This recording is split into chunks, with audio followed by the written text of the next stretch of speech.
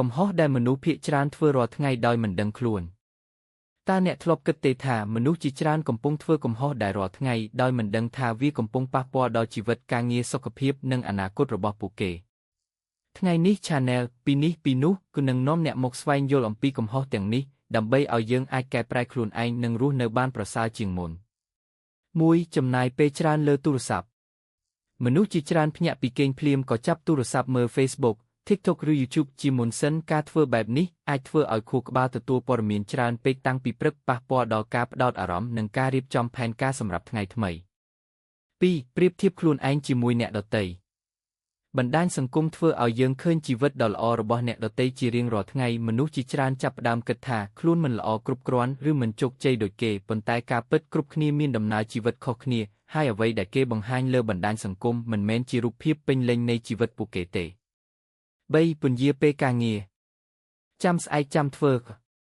ប្រយោគមួយនេះគឺជាសត្រូវដ៏ធំបំផុតនៃភាពជោគជ័យការពន្យាពេលធ្វើឲ្យការងារកាន់តែច្រើនសម្ពាធកាន់តែខ្លាំងនិងបាត់បង់ឱកាសសំខាន់ 4. មិនស្ដាប់អ្នកដទៃឲ្យចប់ពេលនិយាយជាមួយអ្នកដទៃមនុស្សជាច្រើនគិតតែអ្វីដែលខ្លួននឹងឆ្លើយវិញជាងស្ដាប់ឲ្យយល់ការស្ដាប់ដោយយកចិត្តទុកដាក់គឺជាជំនាញសំខាន់ដែលជួយឲ្យទំនាក់ទំនងកាន់តែល្អនិងកាត់បន្ថយការយល់ច្រឡំ 5. មិនថែរក្សាសុខភាព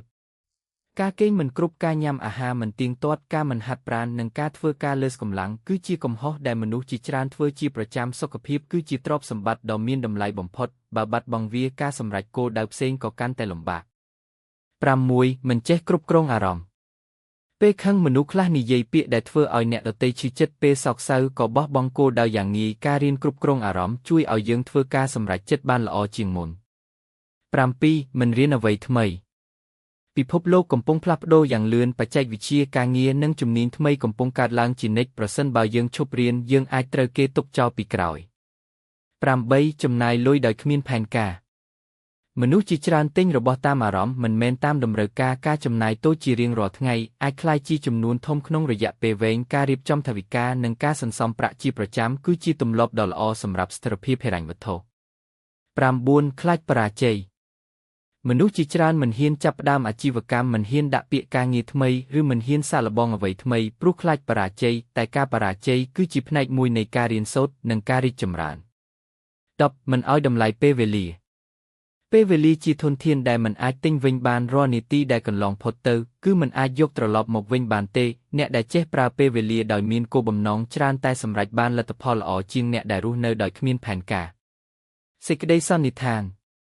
កំហុសទាំងនេះមិនមែនមានតែអ្នកឬខ្ញុំទេប៉ុន្តែជាកំហុសដែលមនុស្សភាគច្រើនតែងតែធ្វើដោយមិនដឹងខ្លួនដំណឹងល្អគឺយើងអាចកែប្រែវាបានចាប់ពីថ្ងៃនេះដោយការផ្លាស់ប្ដូរទម្លាប់តូចជាប្រចាំសូមចងចាំថាការកែលម្អខ្លួនឯងមិនចាំបាច់ធ្វើឲ្យបានល្អឥតខ្ចោះក្នុងមួយថ្ងៃនោះទេគ្រាន់តែប្រសើរជាងខ្លួនឯងកាលពីម្សិលមិញបន្តិចក៏ជាជំហានដ៏មានតម្លៃទៅរកភាពជោគជ័យសូមអរគុណដែលបានទស្សនានិងគាំទ្រ Channel ពីនេះពីនោះក៏ប្រសិនបើអ្នកយល់ថាវីដេអូនេះមានប្រយោជន៍សូមចុច Like Share Follow និង Subscribe ដើម្បីទទួលបានវីដេអូនិងចំណេះដឹងថ្មីជាបន្តបន្ទាប់ទៀតសូមអរគុណ